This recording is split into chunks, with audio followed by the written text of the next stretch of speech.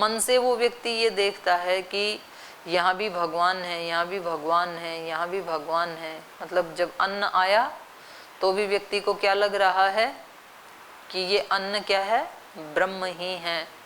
जब वो स्नान कर रहा है और जल को देखता है तो क्या लगता है उसको, ये जल भी ब्रह्म है, भगवान ने तो बनाया ये। और जिस शरीर के ऊपर डाल रहा है जल को तो क्या लग रहा है कि जिस शरीर को मैं जल से स्वच्छ कर रहा हूँ, ये शरीर भी क्या है, भगवान ने अपने हाथों से बनाई हुई मूर्ति है, ये उसकी कृति है ये। तो भाव ही चेंज हो जाते हैं ना फिर। तो एक एक वस्तु में फिर वो व्यक्ति ब्रह्म को ही ढूंढने लगता है, ब्रह्म को ही देखने लगता है। तो जैसा वो सोचता है वैसा ही फिर वो बोलता भी है। ईरयति माने बोलने के लिए उसको, वाणी को प्रेरित करता है। ताम उ नामनी ईरयति, और जो उसको बोलने के लिए प्रेरणा होती है वो ही फिर नामनी माने नाम में, शब्दों में आ जाता है। नामनी मंत्रः, और नाम को ही क्या कहा है यहाँ पर, मंत्र। मंत्रः एकम भवन्ति, माने वो मंत्र में या नाम में, संज्ञाओं में समा जाते हैं। मंत्रेषु कर्माणि, और मंत्रों में कर्म समाये हुए हैं। वेद में जितने भी मंत्र हैं वो मंत्र क्या कर रहे हैं, किसी ना किसी कर्म का निर्देश दे रहे हैं। मंत्र कहता है अग्निमीळे पुरोहितम यज्ञस्य देवम ऋत्विजम होतारम रत्नधातमम, तो ये हो गया मंत्र। ये मंत्र क्या कह रहा है, क्रिया का निर्देश कर रहा है कि हमें क्या करना चाहिए, अग्नि की उपासना करनी चाहिए। जब हम मंत्र बोलते हैं श्रद्धयाग्नि समिध्यते श्रद्धया हुयते हविहि श्रद्धाम भगस्य मूर्धनि वचसा वेदयामसि, तो ये मंत्र क्या कर रहा है, क्रिया का निर्देश दे रहा है कि अग्नि कैसे जलानी चाहिए, श्रद्धया, श्रद्धा से जलानी चाहिए। हवि कैसे देनी चाहिए, श्रद्धा पूर्वक। तो जितने भी मंत्र हैं वो सब क्या कर रहे हैं, किसी क्रिया का या तो विधान कर रहे हैं या तो निषेध कर रहे हैं, लेकिन वो किसी क्रिया की तरफ इशारा कर रहे हैं। तो इसलिए बोलते हैं कि ज्ञान की परिणति कहाँ होती है, कर्म में। तो वेद ज्ञान है, लेकिन वो ज्ञान किसके लिए है, क्रिया के लिए। अगर कर्म में नहीं उतर रहा है तो फिर वो ज्ञान अभिशाप बन जाता है व्यक्ति के लिए। तो ज्ञान सारा किसके लिए है, कर्म के लिए। अगर कोई व्यक्ति कहता है कि मेरे पास ऊंचा ज्ञान है, तो वो क्रिया में दिखा दे ऊंचा ज्ञान है।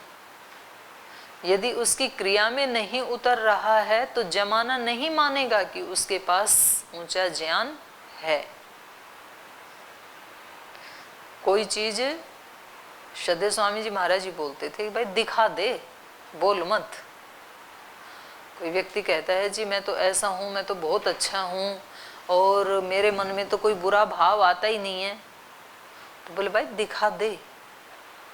जब तेरे घर वाले ये बात कह देंगे ना, जब तेरी पत्नी बोलेगी कि मेरे पति बहुत अच्छे हैं, जब तुम्हारे पुत्र बोलेंगे हमारे पिता बहुत अच्छे हैं, जब तुम्हारे पड़ोसी बोलेंगे हमारे पड़ोसी तो बहुत अच्छे हैं, तो फिर तेरे को बोलने की जरूरत नहीं पड़ेगी कि मैं बहुत अच्छा हूँ।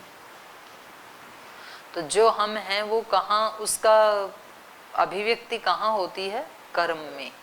तो व्यक्ति को बोलने की जरूरत नहीं है, करने की जरूरत होती है। तो मंत्र सारे किसमें समा जाते हैं, कर्म में। मंत्रेषु कर्माणि, मंत्रों में कर्म समाये हुए हैं।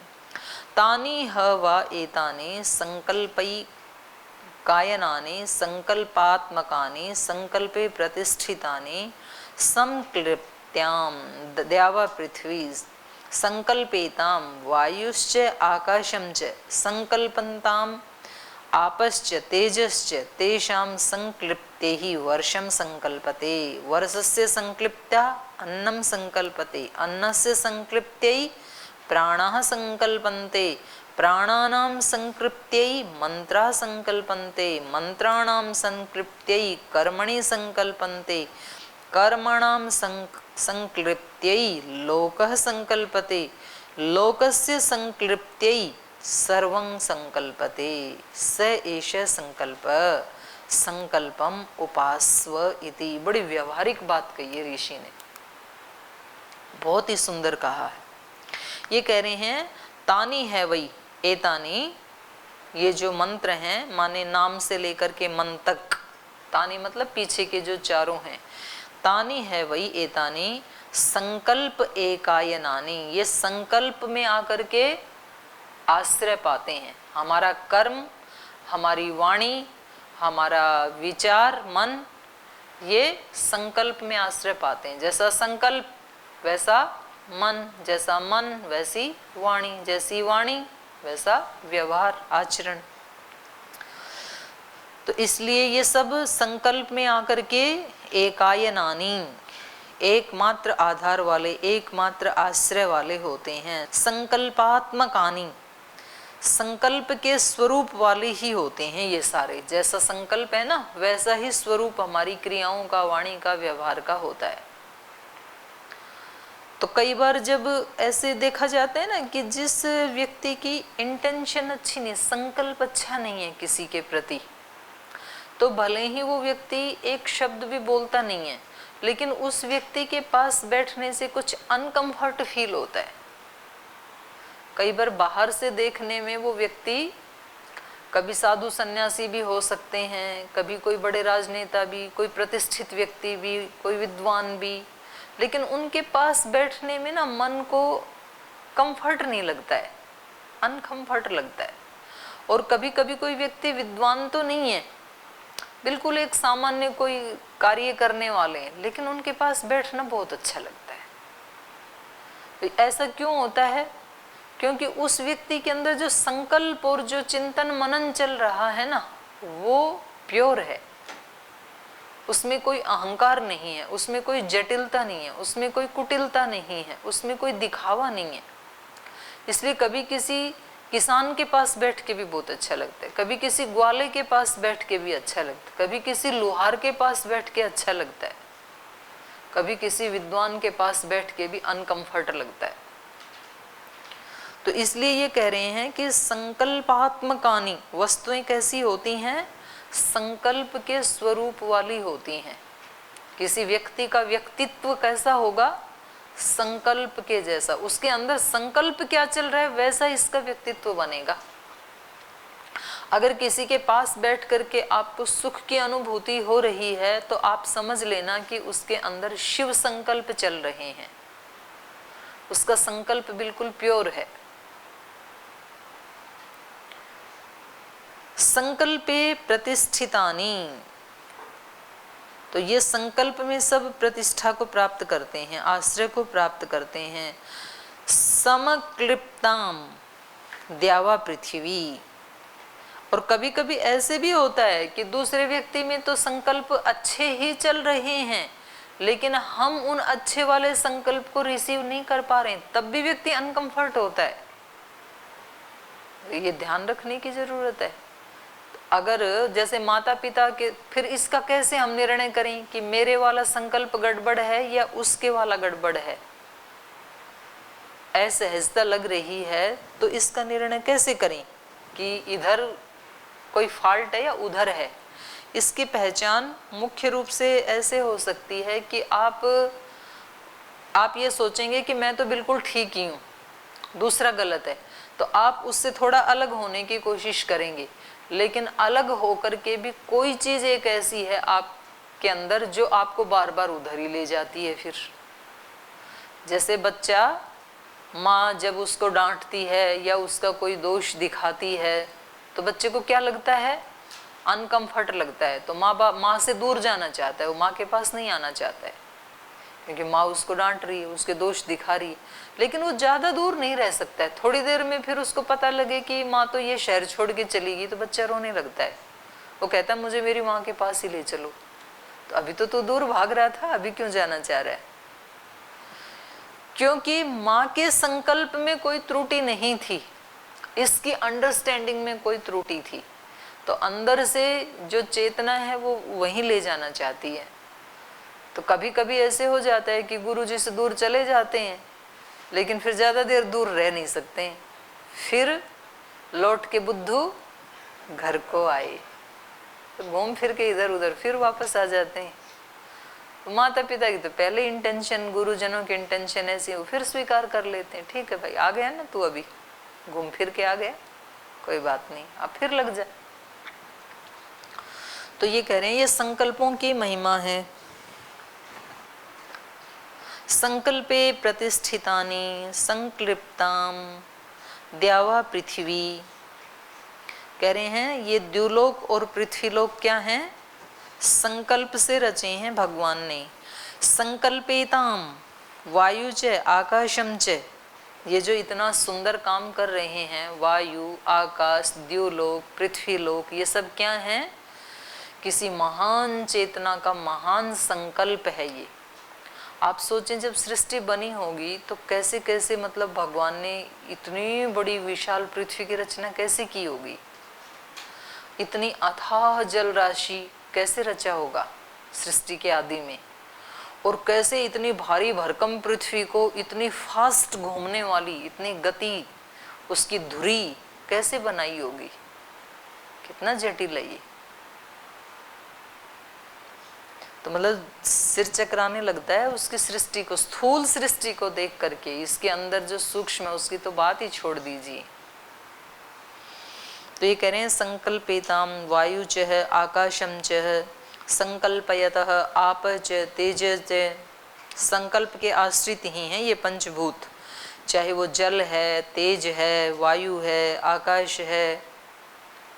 तेषाम संक्लिप्त्यै वर्षम संकल्पते, और उनके संकल्पित होने से, माने उनके अपने अपने संकल्प में, अपनी अपनी मर्यादा में रहने से ही वर्षम संकल्पते, वर्षा का संकल्प पूरा होता है। तेज यदि नहीं बढ़ेंगे तो वर्षा नहीं होगी फिर। नहीं तो कभी अज्ञानी जो मनुष्य है ना, तो जब उसको गर्मी लगती है तो सोचता है कि भगवान जी भी कितने बावले हैं, बताओ, एक दिसंबर में इतनी ठंड कर दी और जून में इतनी गर्मी कर दी। अगर मैं भगवान की जगह होता तो दोनों को मिक्स करके दिसंबर में भी टेम्परेचर 21 पे रखते और जून में भी 21 या 25 पे रखते, तो कितना अच्छा हो जाता। उस समय ठिठुराते हैं, इस समय तपाते हैं, तो ये कौन सी बुद्धिमत्ता की बात है भाई, तो दोनों को मिक्स कर लो। लेकिन इस व्यक्ति को ये नहीं पता है कि यदि ये 24-25 का टेम्परेचर रहा तो बारिश नहीं आएगी, तो वर्षा के बिना अन्न पैदा नहीं होंगे। पहले तो, अभी तो फिर भी चलो ट्यूबवेल आदि बना के पानी निकाल लेते हैं, तो उससे पहले तो वर्षा के ऊपर ही आश्रित रहते थे लोग। तो वर्षा नहीं होगी तो अन्न पैदा नहीं होंगे, अन्न पैदा नहीं होंगे तो हम सब क्या खाएंगे, और यजन किससे करेंगे, अन्न से ही तो यज्ञ किया जाता है, और यज्ञ से ही तो बादल बनते हैं। तो ये पूरा साइकिल चल रहा है, तो इसलिए हर चीज अपनी अपनी जगह बिल्कुल ठीक है। और व्यक्ति क्या सोचता है, कुछ चीजों को पकड़ता है, कुछ चीजों को रिएक्ट करता है, सुख को पकड़ता है, दुख को रिएक्ट करता है। दुख नहीं चाहिए, दुख जरूरी है, नहीं तो उसके बिना तो सुख की कीमत समझेगा ही नहीं। रात्रि को रिएक्ट करता है, दिन को पर अपनाना चाहता है, रात्रि के बिना दिन अच्छा हो ही नहीं सकता है। रात्रि में ही तो सारा शरीर, सारी इंद्रियां विश्राम पाती हैं, तभी तो वो दिन के लिए तैयार होती हैं। तो रात्रि क्या है, अच्छे दिन की तैयारी का चांस है। रात्रि बहुत अच्छी है, रात्रि के बिना दिन अच्छे हो ही नहीं सकते। व्यक्ति जब तक उसको कोई झटका ना लगे, जब तक उसके जीवन में कोई प्रतिकूलता ना आए, तब तक सुख की कीमत समझेगा ही नहीं। इसलिए दुख में से गुजारना बहुत जरूरी है। इसलिए भगवान ने व्यवस्था ऐसी बना रखी है, पहले दुख में से गुजार के फिर सुख के दर्शन करवाता है। जब मनुष्य इस संसार में आता है, और ये सृष्टि भी ऐसे ही बनी। सृष्टि में पहले क्या था, नासदीय सूक्त पढ़ो आप, न सदासीत न असदासीत, न सत था न असत था, बस गहनम गभीरम, गहन अंधकार ही अंधकार था। तो इस सृष्टि को इस रूप में, सुंदर रूप में आने के लिए पहले किससे गुजरना पड़ा, अंधकार से। वहां पर अंधकार ही अंधकार था, कुछ नहीं था उस समय। जब मनुष्य भी सृष्टि में आता है, इस संसार में, भरे पूरे संसार में आता है, तो उससे पहले उसको 9-10 महीने कहाँ रहना पड़ता है, अंधकार में, माँ की कोख में। तो उस दुख से यदि नहीं गुजरेगा वो, तो वो इस सुख की कीमत नहीं समझेगा फिर। तो पहले उसको दुख में से गुजारना जरूरी है। बीज को पहले कहाँ जाना पड़ता है? पृथ्वी के गर्भ में, अंधकार में। वहां अंधकार है, प्रकाश नहीं है।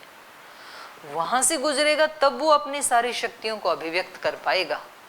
अगर कोई बीज पृथ्वी के गर्भ में नहीं गया, अपने आप को नहीं मिटाया, दुख की भट्टी में से नहीं गुजरा, तो कभी भी वो अंकुरित नहीं हो सकता, वो पुष्पित फलित नहीं हो सकता है। आप अलमारी में रखे रखो, आप सोने के गमले में ऊपर रखे रखो कितने भी हाइब्रिड के बीज को, वो कभी भी पुष्पित फलवित नहीं हो सकता है। तो हर चीज इस सृष्टि में अपने स्थान के ऊपर बिल्कुल ठीक है। अपमान भी ठीक है जीवन में, क्योंकि अपमानों से जब तक नहीं गुजरेंगे तो अहंकार टूटेगा कैसे? और अहंकार जब तक नहीं टूटेगा तो दिव्यता के दर्शन होंगे कैसे? इसलिए अपमान भी अच्छे हैं, दुख भी अच्छे ही हैं, क्योंकि वो हमें उधर प्रेरित करते हैं। तो दोनों ही प्रकार के लोग संसार में अच्छे हैं। जो हमारे को प्रेरणा देने वाले हैं वो भी अच्छे हैं, और जो हमारे को हतोत्साहित करने वाले हैं, जो हमारे को छिद्रान्वेषण करने वाले हैं, जो हमारे को टॉन्टिंग करने वाले हैं, जो हमारे अपमान करने, वो भी अच्छे ही हैं, क्योंकि वो भी उधर ही ले जा रहे हैं ना। तो साधक के लिए तो सब अच्छा ही अच्छा है। तो इसलिए कह रहे हैं ये जो पांचों भूत हैं, तो जल और तेज हैं, उनके संकल्प के कारण ही वर्षम संकल्पयते, जल और तेज के संकल्प से ही वर्षा का संकल्प पूरा होता है। वर्षस्य संक्लिप्त्यै अन्नम संकल्पते, वर्षा के संकल्प के ऊपर, संकल्प माने समर्थता उसकी, अपने स्वधर्म स्वकर्म, उसके ऊपर अन्न की संकल्पना जुड़ी हुई है। वर्षा होगी तो अन्न पैदा होंगे। अन्न से संक्लिप्त्यै, और अन्न के संपन्न होने पर प्राणः संकल्पन्ते, हमारे प्राण किससे पुष्ट होते हैं? अन्न से। तो हमारे प्राण ही खतरे में पड़ जाएंगे अन्न पैदा नहीं होंगे तो। और प्राणानाम संक्लिप्त्यै मंत्रा संकल्पन्ते, जब प्राण पुष्ट होंगे तब ही मुख से मंत्र निकलेंगे। अगर खाना ना दें व्यक्ति को तो उसके मुख से कोई शब्द निकल पाएंगे क्या? उपनिषद में ही आता है ना श्वेत केतु का एक प्रसंग। तो उसको 16 दिन भूखा रखा उनके पिता ने, और फिर कहा कि अब मंत्र उच्चारण करो। तो बोले पिताजी पहले खाने को दो कुछ, मुख से तो वाणी निकल ही नहीं रही है, मंत्र कहाँ? तो फिर उनको कहा कि चलो 1 ग्रास खाओ। तो फिर थोड़ा सा मंत्र बोला, तो ऐसे उनको धीरे धीरे करके 16 ग्रास खिलाई। तो तब उनमें थोड़ा जान आई, तो उसके मुख से मंत्र उच्चारण हुआ। तो इसलिए इन्होंने कहा कि प्राणानाम संक्लिप्ते मंत्रः संकल्पन्ते। ये सारी, मंत्र का मतलब क्या है? क्रिया, कर्मकांड। क्योंकि मंत्र किसकी तरफ इशारा कर रहे हैं? कर्म की तरफ। कोई भी मंत्र हमें किसी विधि या निषेध का निर्देश देता है। तो सारा जो कर्म कांड है वो किसके ऊपर निर्भर करता है? प्राण के ऊपर। प्राण ही नहीं है, मंत्र कब काम करेगा? जब प्राण है।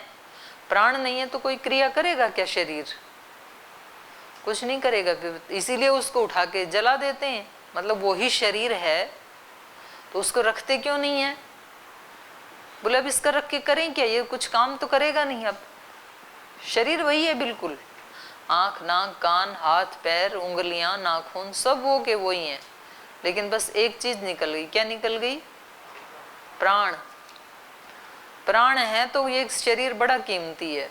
प्राण निकल गए तो जल्दी से जल्दी उठा के जलाओ, जितना जल्दी हो सके। भाई ऐसी भी क्या जल्दी है? इतने दिन इतने वर्ष रहा है, 2-4 दिन तो रहने दो। क्या काम है? अभी इसका कोई काम का ही नहीं है। तो मंत्राणाम संकल्प्ते कर्माणि संकल्पन्ते, और कह रहे हैं मन के संकल्प से में ही क्या समाया हुआ है? कर्म। माने मंत्रों के सामर्थ्यशील होने से हमारे कर्म समर्थ होते हैं। तो कर्म तक एक दूसरा जो है वो एक दूसरे के संकल्प से जुड़ा हुआ है, तो ये पूरी चेन जुड़ी हुई है। इसलिए व्यक्ति ये नहीं कह सकता है कि जी मेरा तो अपना एक स्वतंत्र जीवन है, मैं कैसे भी जीऊं। स्वतंत्र जीवन यहाँ किसी का भी नहीं है। सृष्टि में सारी की सारी सृष्टि परस्पर कोरिलेटेड है। हम मनुष्यों में भी हम एक दूसरे से संबंधित हैं, और फिर इन पेड़ पौधों से संबंधित हैं, पशु पक्षियों से, आकाश से, अग्नि जल वायु से, इन सब से हम संबंधित हैं। फिर इनके माध्यम से हम ब्रह्म से भी संबंधित हैं। इसलिए हमें कोई हक नहीं है कहीं भी हम अपनी मनमानी करें। इसलिए गीता में भी बताया कि मनमानी में दिशा गलत ले, पहुंचा वहां जहां है आग। क्षमा करो हे मेरे प्रभु जी अब तक के सारे अपराध। तो मनमानी में तो व्यक्ति वहां पहुंचेगा जहां उसको फिर जलना ही पड़ेगा। इसलिए हम सब एक दूसरे से संबंधित हैं। इसलिए एक दूसरे के सुख का भी ख्याल रखना ही पड़ेगा, और दूसरे के सुख के ख्याल रखने में ही अपना सुख छिपा हुआ है। ये सुख का बीज बता रहे हैं। ये सब सुख चाहते हैं ना। आप सुखी, आप एक कमरे में रहते हैं, आप अपने कमरे में रहने वाले व्यक्ति को की खुशियों का, उसके सुख का ध्यान नहीं रखते हैं, तो आप सुखी रह सकते हैं क्या? और आप उसके सुख का ख्याल रखने लगें तो आप कैसे रहेंगे? अत्यंत सुखी हो जाएंगे, क्योंकि वो भी आपकी खुशियों का, आपके सुख का ध्यान रखेगा। फिर तो ये सुख का हमें रहस्य बता रहे हैं, सुख का बीज बता रहे हैं ये, कि हमारे संकल्प ऐसे होने चाहिए, क्योंकि हम एक दूसरे से जुड़े हुए हैं। हमारा संकल्प प्रकृति को सुख देना, प्रकृति की रक्षा करना होगा, तो प्रकृति भी हमें क्या देगी? सुख ही देगी। पशु पक्षियों को हम यदि उनकी रक्षा करेंगे तो वो भी हमारी रक्षा करेंगे। अगर हम उनको मार मार करके खाएंगे तो एक दिन उन्हीं में से, चमगादड़ में से कोई एक वायरस निकलेगा, वो हम सबको मार देगा फिर। और इतना छोटा सा वायरस जो दिखता भी नहीं है आंख से। तो परस्पर हम जब रक्षा करते हैं तो प्रकृति भी हमारी रक्षा करती है। हम यज्ञ की रक्षा करते हैं, यज्ञ हमारी रक्षा करता है। हम अपने बड़ों की रक्षा करते हैं तो बड़े हमारी रक्षा करते हैं। हम कहीं भी तोड़ेंगे चेन तो हम ही संकट में पड़ जाएंगे फिर। तो ये बड़ी अच्छी बात सिखा रहे हैं हमें ये। कर्मणाम संक्लिप्ते लोकः संकल्पते। एक एक व्यक्ति के कर्मों की संकल्पना से लोक की संकल्पना है। लोक क्या है? हम सब लोगों के कर्मों को, क्रियाओं को मिलाकर के ही तो लोक की रचना होती है। कोई गांव अच्छा बनाना है तो उस गांव को अच्छा बनाने के लिए क्या करना पड़ेगा? गांव में रहने वाले जितने भी व्यक्ति हैं वो सब अपने अपने कर्मों को ठीक कर लें, अच्छा बना लें, दिव्य बना लें, तो सारा गांव क्या बन जाएगा? दिव्य बन जाएगा। और यदि गांव को दुखों से भरना है तो सब अपने अपने कर्मों को उल्टा पुल्टा करना शुरू कर दें तो सारा गांव दुखों से भर जाएगा। अगर गुरुकुल को गंदा करना है तो कैसे करें? सब अपने अपने कक्ष को, जहाँ जहाँ बैठते हैं उनको, स्थानों को गंदा रखना शुरू कर दें तो सारा गुरुकुल क्या हो जाएगा? गंदा हो जाएगा। गुरुकुल को साफ रखना है तो क्या करें? अपने अपने बैठने के स्थान, अपने अपने कक्ष, जहाँ जहाँ आप रहते हैं उसको साफ करना शुरू कर दें तो सारा गुरुकुल क्या हो जाएगा? तो हम सब के संकल्प के ऊपर ही इस लोक की संकल्पना है। इसलिए कभी भी हमें ये शिकायत नहीं करनी चाहिए कि जी राजनीति खराब है, राजनीति में सब बेकार लोग हैं, इस इलाके के एमपी एमएलए सब खराब हैं। क्यों? क्योंकि ये रोड इतने गंदे हैं, इसमें रोड में इतने खड्डे हैं। जी यहाँ के तो सब टीचर्स हैं वो बहुत खराब हैं, कुछ पढ़ाते ही नहीं। उसमें मेरा हिस्सा कितना है ये भी देखना पड़ेगा, मेरा भी हिस्सा है उसमें। गुरुकुल में ही रहते हुए बोल जी गुरुकुल में ना सब उल्टा पुल्टा हो रहा है, तो उस उल्टे पुल्टे में मेरा सहयोग कितना है पहले उसको खींचो। तो वो बनाते हैं ना, ताश के पत्तों से पहले घर बनाते थे बच्चे, वो ताश के पेपर होते थे ना, तो उसको ऐसे खड़ा किया, फिर ऐसे, फिर ऐसे, फिर उसको ऐसे, फिर उस पर एक और ऐसे, ऐसे 2-3 मंजिल का मकान बना दिया। और उसमें से एक पत्ते को नीचे से खींच लो तो क्या होगा, सारा मकान ढह जाएगा। तो ये जो बुरा मेरे सामने एक चित्र है, मानो गुरुकुल का है कि गुरुकुल में सब क्या है, उल्टा पुल्टा, तो उनमें एक पत्ता तो मेरा भी लगा हुआ है ना, मैं भी तो एक पार्ट हूं गुरुकुल का। तो मेरे वाले पत्ते को खींच लो तो मेरे लिए बुराई का मकान ढह जाएगा। फिर दूसरों के लिए ढहे या ना ढहे मुझे नहीं पता, पर मेरे लिए जैसे मैंने अपना पत्ता खींचा तो मेरे लिए वो सारा मकान ध्वस्त हो जाएगा। मेरा उसमें कहीं सहयोग है बुराई को बढ़ाने में तो उसको मैं हटा लूं। ऐसे हर व्यक्ति अपने अपने सहयोग को हटा ले यदि बुराई वाले को, तो फिर बुराई रहेगी क्या? सबने हटा लिया अपना अपना, जहां जहां कहीं बुराई थी, तो फिर बुराई कैसे रहेगी? क्योंकि हम सब की छोटी छोटी बुराइयों को मिलाकर के ही तो गुरुकुल की बुराई बनती है ना, और हम सब की थोड़ी थोड़ी अच्छाई को जोड़ जोड़ करके ही पूरे गुरुकुल की अच्छाई बनती है।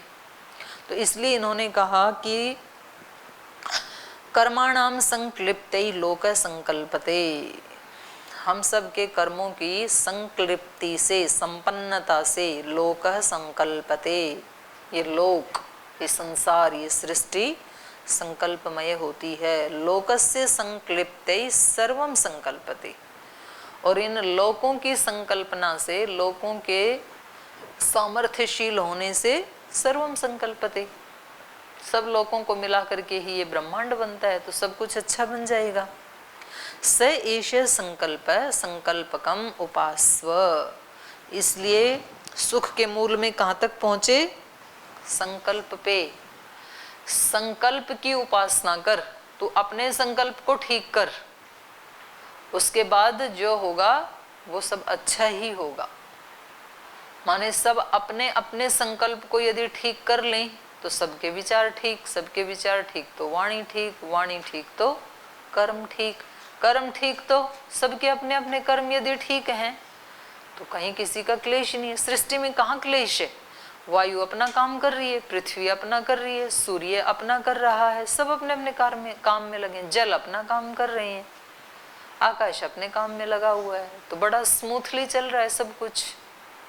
और चिरनूतन है, इतने अरबों अरबों वर्षों से सृष्टि, लगभग 200 करोड़ वर्षों से काम में लगे हैं, ये कोई झगड़ा ही नहीं है, सब कुछ स्मूथली चल रहा है। और अगर कोई इनमें से एक भी गड़बड़ करे तो सारा ही ध्वस्त हो जाएगा। फिर चिरनूतन माने जब से हम पैदा हुए हम उस सूर्य को देख रहे हैं, हम सूर्य को देखते देखते बुढ़े हो गए, सूर्य बुढ़ा नहीं हुआ। सूर्य कैसा रहता है? चिरनूतन। इसलिए यहाँ ऋषि का नाम क्या है? सनत कुमार, सदा कुमार रहने वाला। जब हम अपने दोषों को मिटा लेते हैं तो हमारे अंदर न तस्य रोगो न जरा न मृत्यु, चिरनूतनता रहती है, चिर नवीनता। जैसे पेड़ में रोज नए नए फूल आते हैं तो ऐसे ही इस व्यक्ति के अंदर नई नई प्रतिभाएं, नए नए विचार, नए नए भाव रोजाना आते रहते हैं। सूर्य चिरनूतन है। क्यों है ये सारी सृष्टि चिरनूतन क्यों है? क्योंकि अपनी अपनी मर्यादा का पालन कर रहे हैं, अपने अपने संकल्पों का पालन कर रहे हैं। हम सब यदि अपने अपने संकल्पों को ठीक करें तो हम सब की क्रिया तक ठीक हो जाएंगी, और कर्म यदि सबके ठीक हैं तो फिर सब कुछ ठीक है, सारा लोक ठीक है। लोक के ठीक होने से भगवान तो पहले ही ठीक है। तो ये सुख का बहुत ही सुंदर खोज चल रही है और हमें ऋषि बता रहे हैं, उस तरफ ले जा रहे हैं। तो इसी संकल्प के साथ कि हम भी इनके बताए हुए मार्ग पर चलने का प्रयास करें, तो इस चर्चा को शेष कल आगे रखेंगे। आज इस चर्चा को यहीं विराम देते हैं।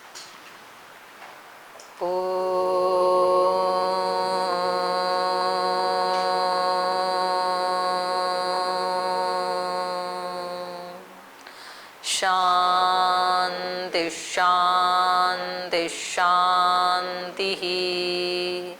श्री गुरुभ्यो नमः।